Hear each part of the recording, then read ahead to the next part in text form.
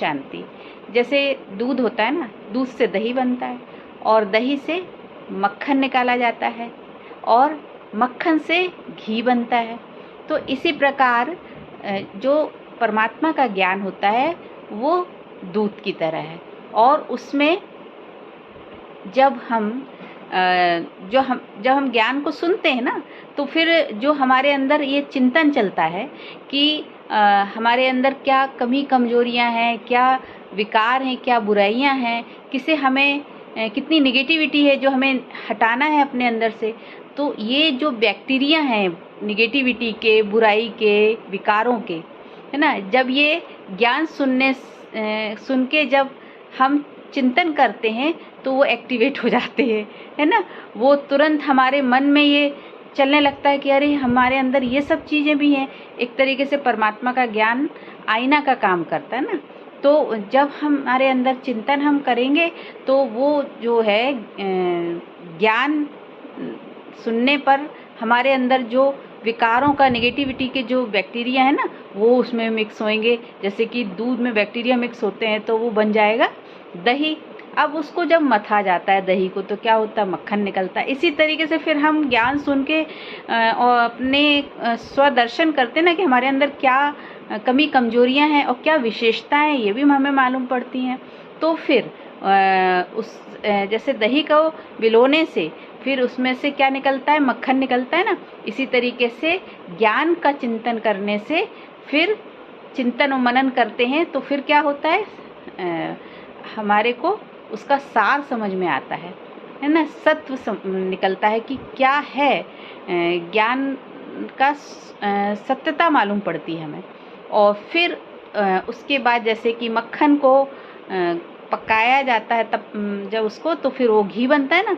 तो इसी तरीके से ज्ञान का जब हम चिंतन करने के बाद मनन करते हैं, मंथन करते हैं, तो फिर क्या होता है, उसका परमात्मा की याद हमें आने लगती है। जब परमात्मा से प्रेम बढ़ता है और उसकी याद हम बुद्धि में सतत करते हैं तो एक लगन हमारे अंदर पैदा होती है।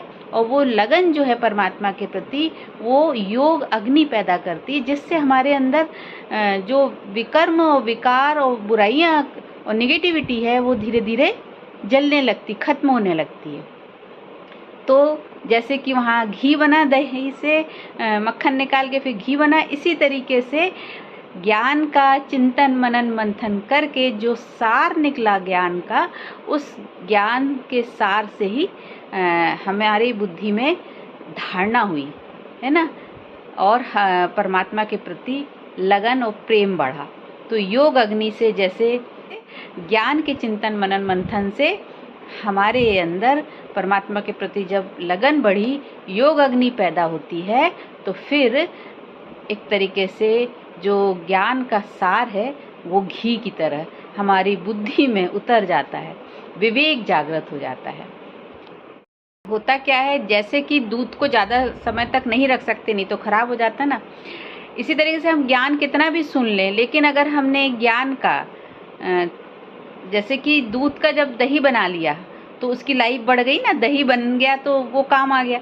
तो इसी तरीके से ज्ञान का जब हमने चिंतन मनन मंथन किया, निगेटिविटी को खत्म किया, तो फिर वो ज्ञान हमारे लिए उपयोगी हुआ, है ना। तो उस ज्ञान बुद्धि में जैसा धारण करेंगे तो फिर वो हमारे अंदर धीरे धीरे स्वरूप भी बनना शुरू हो जाएगा, ज्ञान स्वरूप हो जाएंगे। जो धारणा होगी उसके द्वारा संस्कारों का परिवर्तन होगा तो स्वरूप बदल जाएगा। तो ये धीरे धीरे एक प्रक्रिया है जो पूरी होती है। तो जैसे कि दूध को ज़्यादा समय तक नहीं रख सकते, लेकिन दही को थोड़ा समय तक रख सकते हैं, लेकिन उसके बाद भी वो ज़्यादा लंबे समय रखेंगे तो वो खराब हो जाएगा।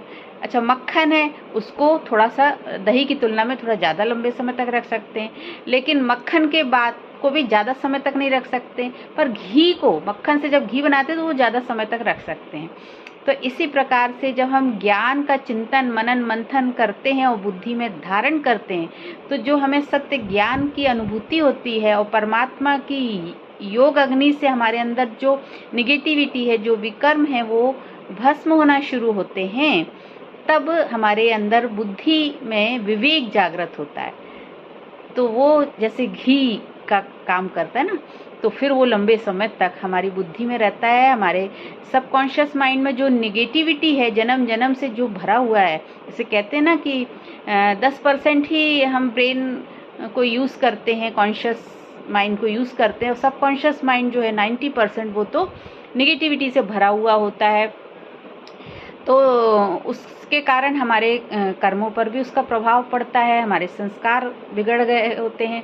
तो फिर उस सबकॉन्शियस माइंड में जो निगेटिविटी है उसको खत्म करने के लिए ही परमात्मा का ज्ञान बुद्धि में धारण करते हैं, और परमात्मा की याद से, योग अग्नि से निगेटिविटी को भस्म करते हैं, विकारों को, विकर्मों को त्यागते हैं। और उससे फिर क्या होता है, धीरे धीरे सबकॉन्शियस माइंड में पॉजिटिविटी आती है, और उससे फिर जो हमारे न्यूरॉन हैं वो भी पॉजिटिव हो जाते हैं। नहीं तो होता क्या है, जब नेगेटिविटी होती है तो वो कोई काम के नहीं रहता है, हमारे व्यर्थ संकल्प अंदर चल रहे होते हैं, तो सब काम हमारा बिगड़ रहा होता है। तो पॉजिटिविटी जब हमारे अंदर होती है तो हेल्थ, वेल्थ और हैप्पीनेस सब बनी रहती है। इसीलिए मेडिटेशन किया जाता है और परमात्मा का ज्ञान सुना जाता है। तो जब बुद्धि में परमात्मा का पवित्र ज्ञान, सत्य ज्ञान जब ठहरता है तो वो लंबे समय तक, कई जन्म तक साथ रहता है, मतलब आत्मा में वो मर्ज रहता है। और फिर जब बुद्धि में विवेक जागृत होता है तो फिर संस्कारों में परिवर्तन होने लगता है, और जो दैवी गुण हैं वो जागृत होने लगते हैं। जो सुप्तावस्था में हैं वो फिर आत्मा के जो गुण होते हैं ना, वो फिर जागृत होने लगते हैं, इमर्ज होने लगते हैं। तो इससे हमारे अंदर दैवी गुण की धारणा होती है। तो जब दैवी गुण हमारे अंदर धीरे धीरे बढ़ने लगते हैं तो फिर आत्मा की शक्ति बढ़ने लगती है, और जब आत्मा की शक्ति बढ़ने लगती है तो आत्मा की बैटरी जब फुल होने लगती है ना, चार्ज होने लगती है, तो फिर मतलब आत्मा में सुख, शांति की अनुभूति होती है, और जन्म जन्म तक, कई जन्म तक आत्मा में ये शक्ति होने के कारण आत्मा का जन्म भी अच्छी जगह होता है और भाग्य अच्छा बनता है। तो एक जन्म जो हमें मिला हुआ है, इस जन्म में जब हम पुरुषार्थ कर लेते हैं तो कई जन्म, कहते परमपिता परमात्मा कहते 21 जन्म तक हमारा भाग्य बहुत सुखमय होता है। होता क्या है कि जब आत्मा की शक्ति बढ़ जाती है तो मन बुद्धि एक दिशा में काम करती है, माने कि फिर कोई कन्फ्यूज़न नहीं होता है। और जब कहते हैं ना, जब कन्फ्यूज़न होता है तो हमको दूसरों से सलाह लेना पड़ता है। जब मन बुद्धि हमारी बिल्कुल ठीक होगी, विवेक जागृत होगा, आत्मा में पावर होगी, तो फिर हम कहते हैं ना कि आत्मा फिर राजा हो जाती है। फिर उसको किसी से सलाह मशवरा नहीं लेना पड़ता है, वो अपनी विवेक से काम करती है। तो क्या होता है कि जब हम ज्ञान की धारणा करते हैं तो फिर हमारे अंदर जो दैवी गुण है ना, उसका हम जब लगातार चिंतन करते हैं तो जैसे आत्मा के 7 गुण हैं, उनका जब हम चिंतन करते हैं, उसका स्वरूप बनने का अभ्यास करते हैं, तो वो 7 गुण हमारे अंदर बढ़ने लगते हैं और आत्मा सत्व प्रधान होने लगती है। 7 गुणों की प्रधानता हो जाती है। तो फिर आत्मा में जब पॉजिटिविटी बढ़ जाती है तो वो पावरफुल हो जाती है ना। अगर नेगेटिविटी होती है तो तमो प्रधानता होती है, और इसलिए फिर पुरुषार्थ किया जाता है ताकि फिर पॉजिटिविटी बढ़े और सत्व प्रधान हो जाए आत्मा।